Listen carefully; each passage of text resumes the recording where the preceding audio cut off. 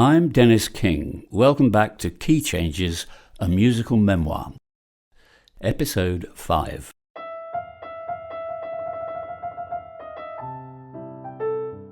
So often we warned not to meet our heroes.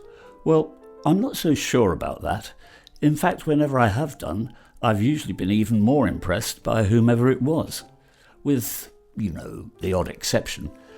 Mostly these encounters would happen in theatres or concert halls when we were performing on the same bill. At such venerable venues as Cape Town's Alhambra, the Royal Festival Hall, and the aptly named Greensboro Workingmen's Club. But how does Jimi Hendrix fit into all this, and Nina Simone, and old Blue Eyes himself? All will be explained.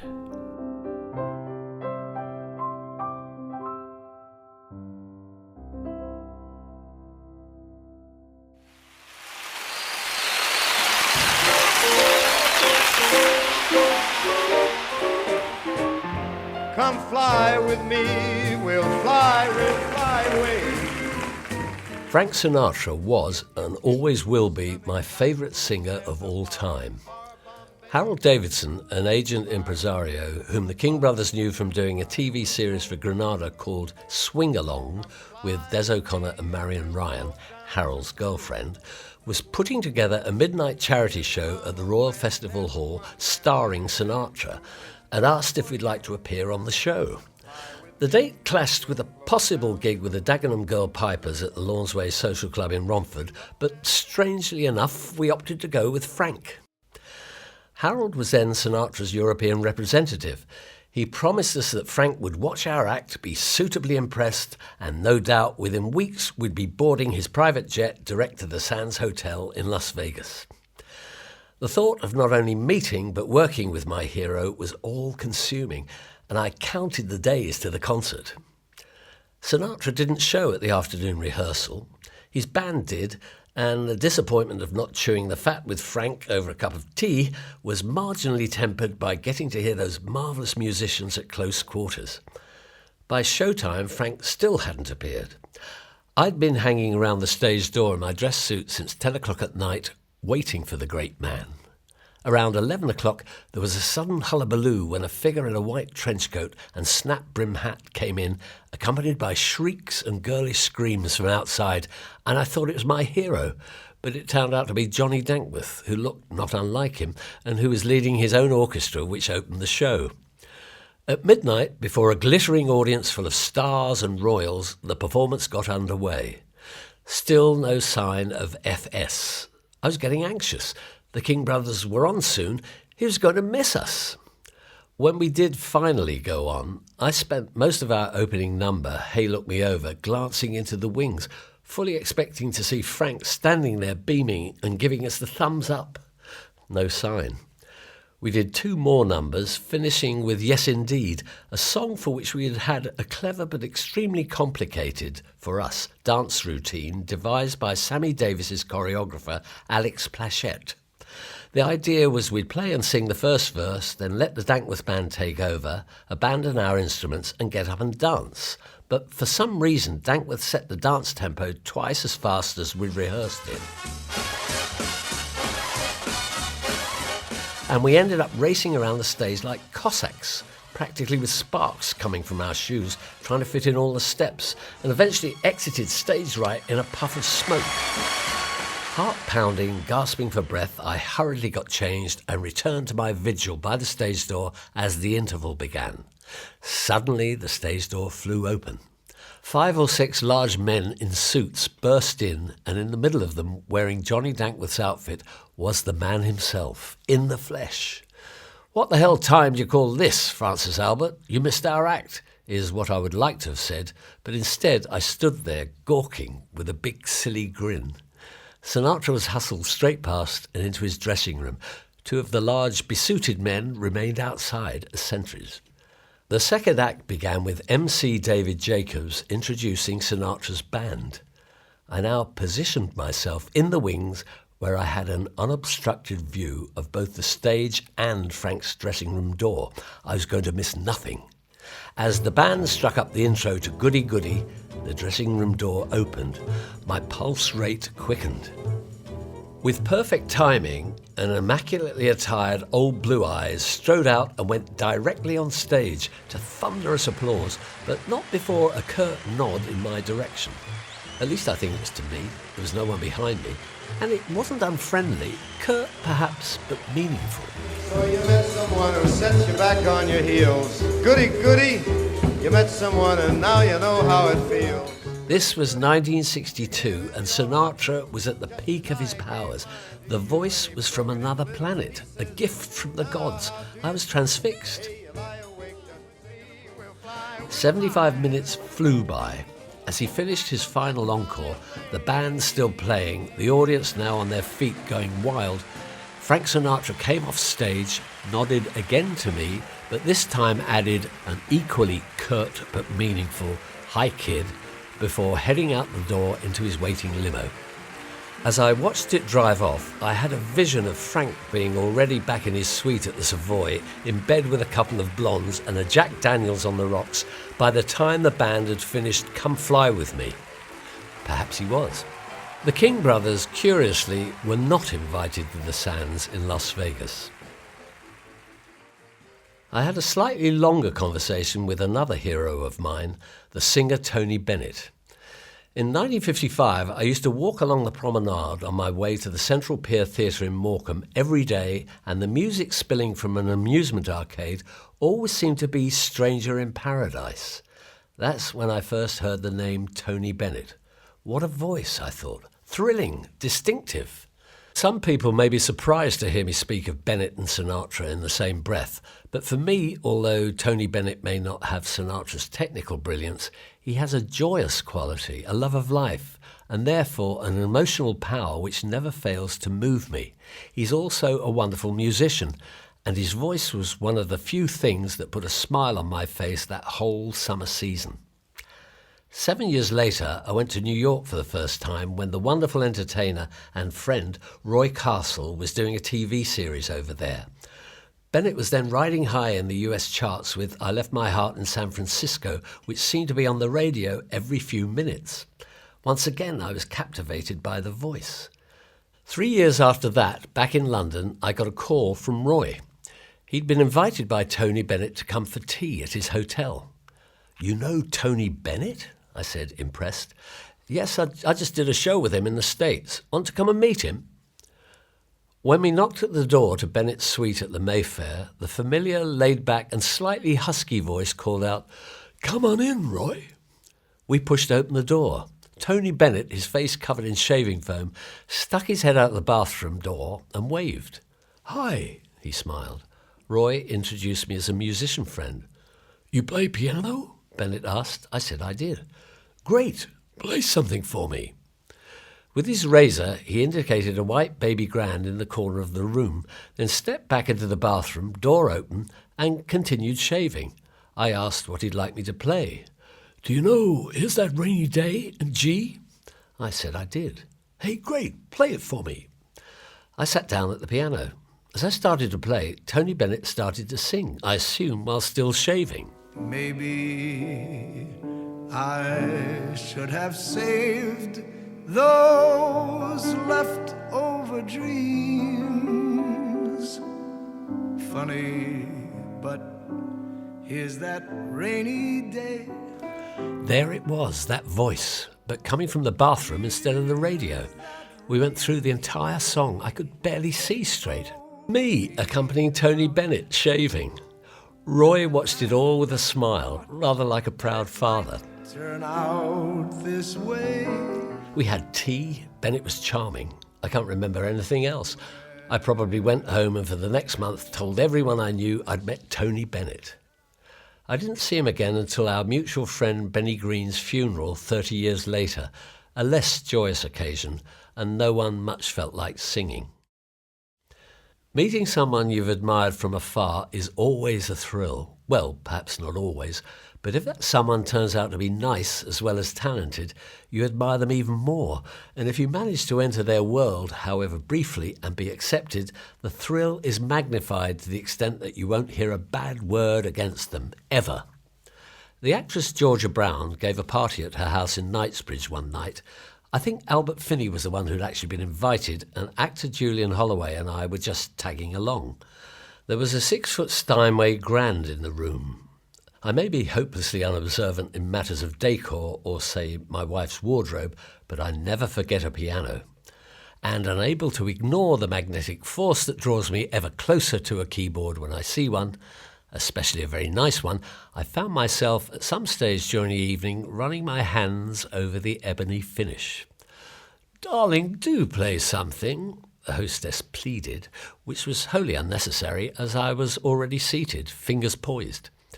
In these situations, unless someone wishes to do a special party piece, I'm quite happy to go into cocktail pianist mode, meaning not playing anything too intrusive or too loud and keeping very much in the background. I was happily tinkling a bit of Gershwin when I sensed a commotion by the front door. I looked up and saw Nina Simone. Nina Simone, the blues singer. Nina Simone, the jazz pianist. Nina Simone, the legend I'd always admired from afar. Precisely the place in which to admire her, too, I'd heard, as she had a reputation for being troublesome, moody, and not the easiest of company. Nina surveyed the room, zeroed in on the Steinway, then me, then headed over with a fierce expression on her face and sat herself down next to me on the piano stool, fortunately with room for two. "Hey," she gave me a nudge, "let's us play something together." "Oh," I said, trying not to sound relieved. "Of course, what would you like to—" 12-bar blues, B flat. I take the top, you take the bass." A 12-bar blues, for those of you who don't know, is a chord sequence of 12 bars based on a traditional set pattern and originated in the early part of the last century in America's Deep South. It's basically just a chord sequence, and one which has lent itself to songs, jazz, rock and roll and country. In a blues song, this 12-bar progression is repeated over and over through the course of the tune. Players improvise within the specific musical parameters. It can be played in any key but uses the same basic sequence of chords. I started an intro. Nina adjusted her bracelets, then joined in. We played a couple of choruses. I gradually realised the room had gone quiet. The entire party was focused on Nina and me. I wish somebody had taken a picture. We played on. It seemed to be going well. Nina turned to me and smiled. I smiled back. "Hey, man." She gave me an affectionate squeeze. "You swing." I hope I managed to say thanks, but I'm not sure, because I tell you, for a little white Catholic short-ass from Hornchurch to be told by a big black American jazz legend that you swing, well, it doesn't get much better than that.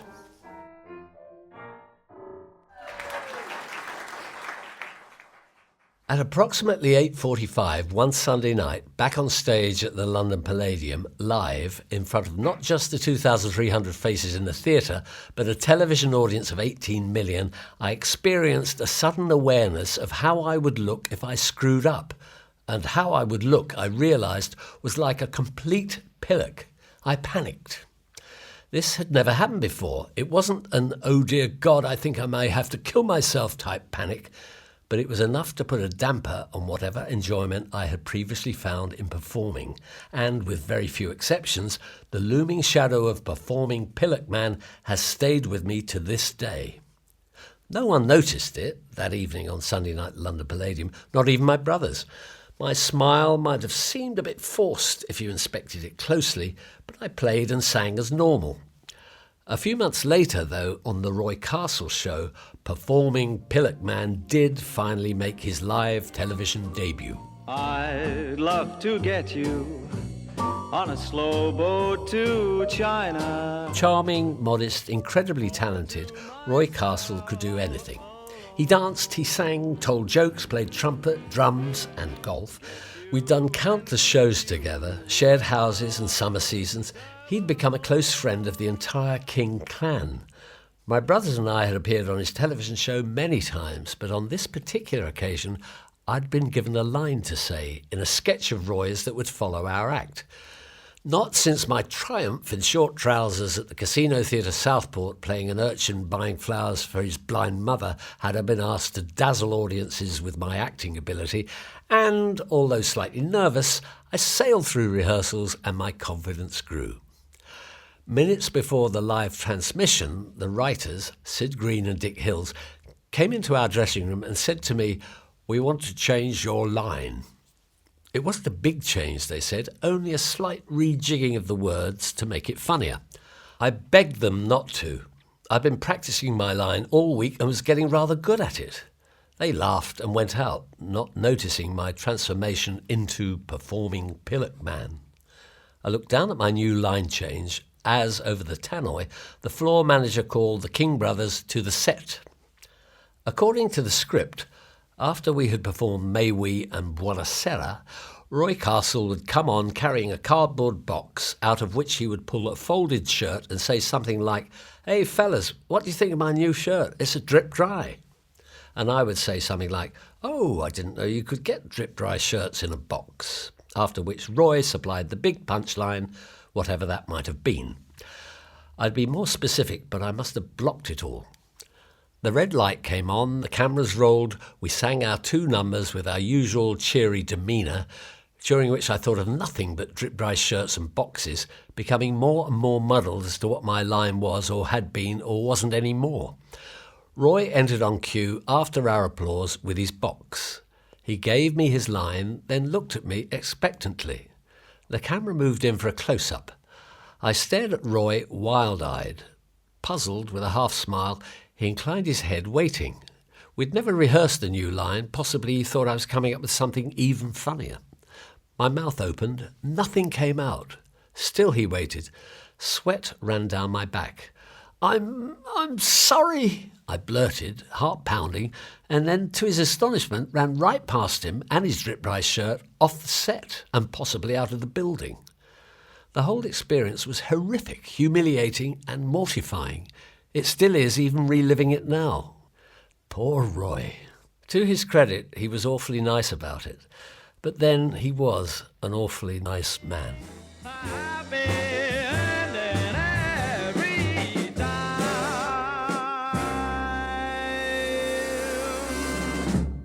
Wow. Well, I've enjoyed that. May we, oh yes, Sherry. By 1967, work for Britain's youngest rhythm aces was becoming distinctly hard to come by. The safe, clean-cut family entertainment that had seen us through our career had given way to a new form of popular music. Variety was dead, tastes had changed. Basically, the music scene had changed and we hadn't. Well, apart from growing older. Travelling around the country to smoke-filled working men's clubs to perform between the wrestling and the stripper was more or less all the work we could find. Trouble was, it's all we knew. Growing up a King brother doesn't prepare you for much else besides being a King brother. Over the years between gigs, Mike once worked at a place called Briggs Motor Bodies, and Tony had briefly tried being a clerk in a building company. My only attempt at a proper job had been at the age of 17 when I became what was called an extrusionist at a company called Lacrinoids, a terrifying job which involved feeding waste plastic into a giant cutter with no safety guard. I was convinced I was going to fall in or at the very least lose a hand. I lasted 1 day. Tony and I at one point even made a pathetic foray into menswear, despite the fact that neither of us knew the difference between cash flow and cashmere, and in truth hardly ever went clothes shopping. Whether we were beginning to have nagging thoughts about life post-King Brothers, or just hoping to cash in on the Carnaby Street bandwagon, or a little of both, or perhaps because we were just plain foolish, I'm not certain. But Tony and I were persuaded by Barry Knight, then a cricketing all-rounder for Essex in England, whom I knew from charity cricket matches, to invest in a new menswear boutique in Mayfair, to be named, most seductively, the House of Kings. We were talked into investing £2,000 each, about £12,000 in total today. Barry and his business partner, Bernie Siegel, set the whole thing up. They found the premises, kitted it out, chose the merchandise, and the House of Kings had a grand showbiz opening with much fanfare, champagne, press, stars, the works. Harry Seacombe headed the celebrity list. Tony and I buzzed around, raising our glasses right and left, congratulating ourselves on our brilliant business acumen, assuming the heaving crowds fighting to get in would be a daily occurrence. The morning after the grand opening, the King brothers went away on tour.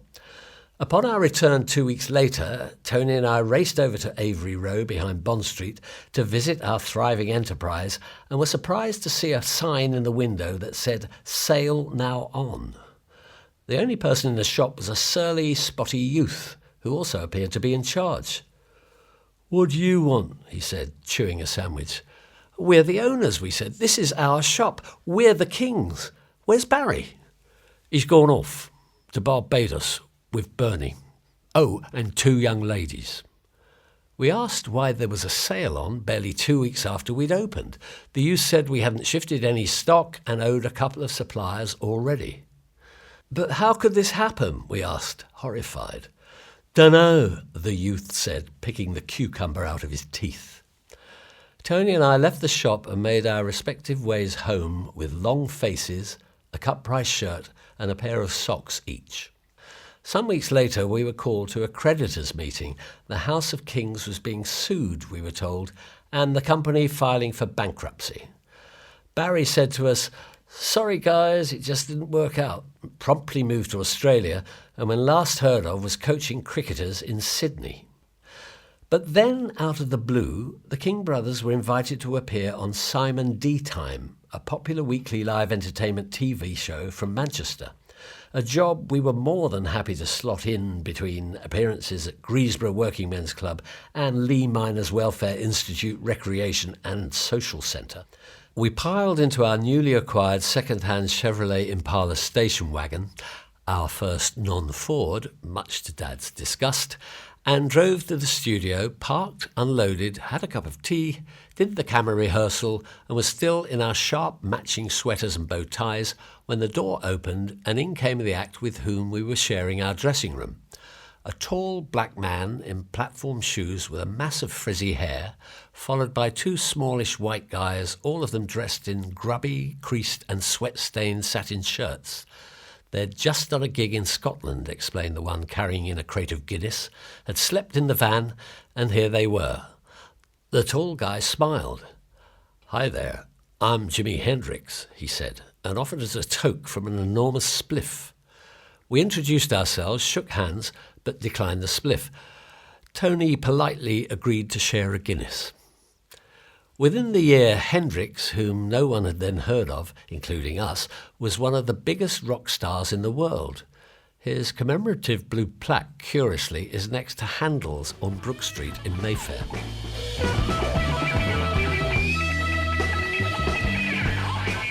The King brothers, meanwhile, not to be outdone, were busy distinguishing themselves as the merry men in a Christmas panto up in Derby.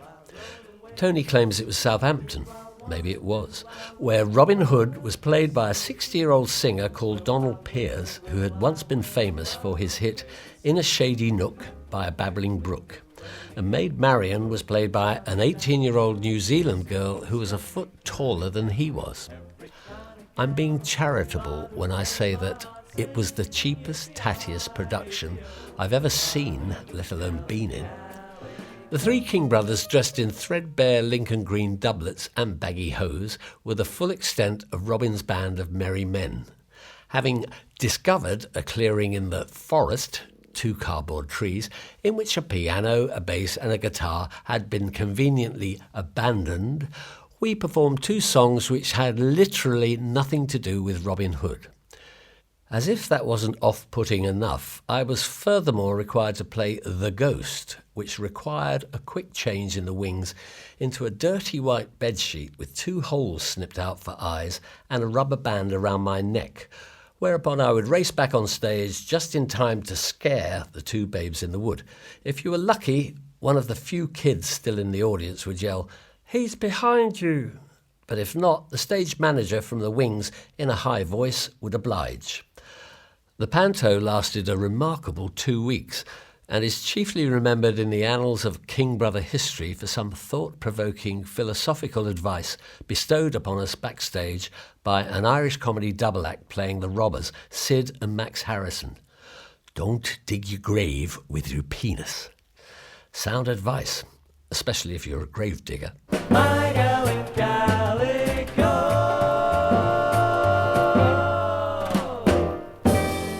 When Nat Berlin, a booking agent, rang with an offer of 3 weeks in sunny Cape Town and Johannesburg, working with a well-known American comedian, Myron Cohen, then a big star in South Africa, we grabbed it. We hoped audiences there would like us, obviously, but were unprepared for the reception we got. They loved us. I can only put this down to the fact that in 1967 television had yet to reach South Africa, and we arrived there as complete unknowns.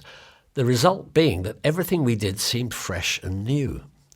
Mr. Percy Banashik, Johannesburg theatre critic, called us the sonic boom of the show. And Mr. Bill Edgson generously wrote that our selection of material was excellent, and he could have listened to us for hours. And Mr. Terry Herbst of the Cape Times had this report. The King brothers, 3 small but talented Englishmen, drew a tremendous and seldom heard response from a first-night audience. Neat and clean-looking, they showed a superlative precision style and fully deserved the rousing ovation they got. I'm not sure I personally would have dropped everything to run and see us based on that review, but South Africans certainly did.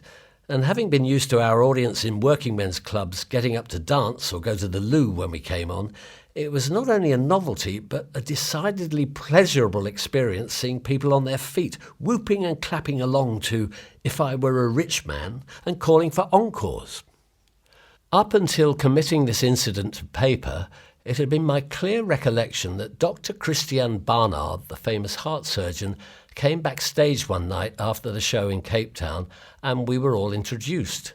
The event had been accompanied by heavy press coverage, especially because Barnard had brought along with him his celebrated patient, Louis Washkansky, the world's first human heart transplant recipient, a frail-looking gentleman in a tartan dressing gown who was being constantly fussed over by a team of nurses. When I fondly related the incident to my wife, however, in the process of writing this memoir, she asked, not unreasonably perhaps, why in the world Washkansky would be taken out of intensive care to go to the theatre to see the King brothers when the man had only had the transplant operation a few days before, and in fact died a few days later. She had a point. Somewhat unsettled, I went on the internet to find documentation of this momentous meet. Articles, headlines, photos of us all grouped happy and smiling around the wheelchair, arms round one another, taking Washkansky's pulse, adjusting his drip line, anything. But there was nothing, not a scrap. Confused, I rang Mike and Tony. They don't even remember meeting Christian Barnard, let alone Louis Washkansky. My wife then noticed that the glowing review of the small but talented King brothers in the Cape Times was dated not 1967 but 1968, which prompted further discussion and has resulted in the worrying conclusion that I couldn't possibly have met Louis Washkansky backstage or anywhere else because the poor man had been dead for a year. The realization that I've spent over 40 years relating a vivid encounter that never happened is not only devastating, but has in fact warranted the pouring of a large Glenfiddich on the rocks several hours earlier than normal. Memories are made of this.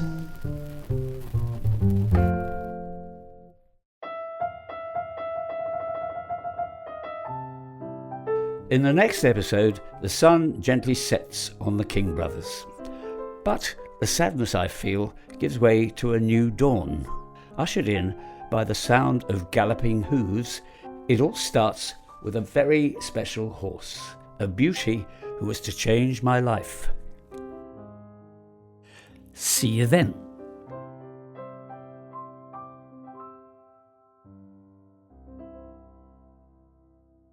Key Changes is a Brudenus production.